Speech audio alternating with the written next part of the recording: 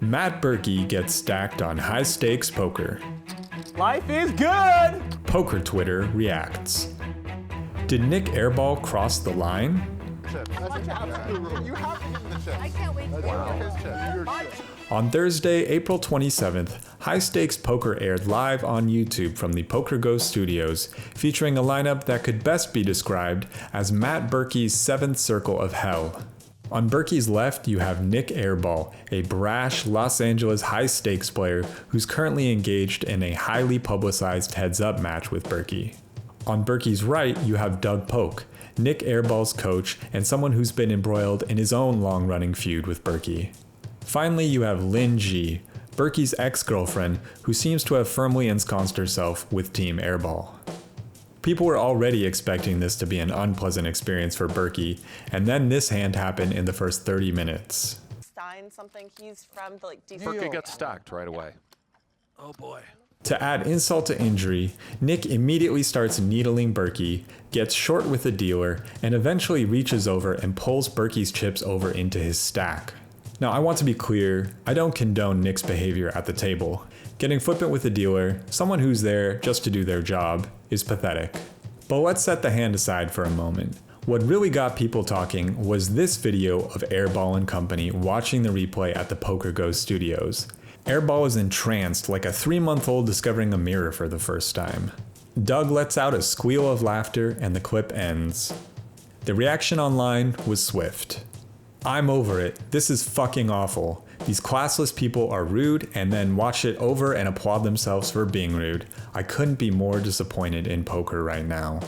These people are the absolute nut low. They aren't funny or cute. They are bullies that deserve none of the attention they crave. This may be the most cringe thing I've ever seen in poker.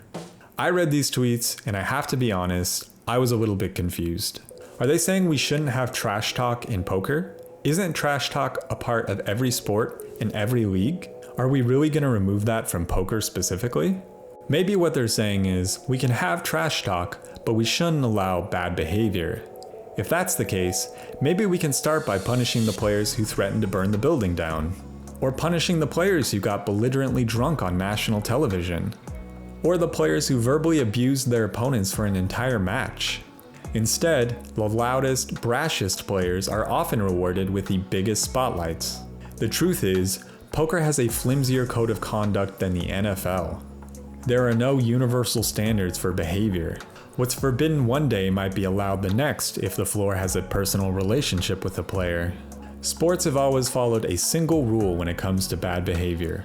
We'll tolerate the bad, so long as you're good. In poker, the maxim is even weaker. We'll tolerate the bad, so long as you have money. How do you go from this to this when this is the most important thing by far?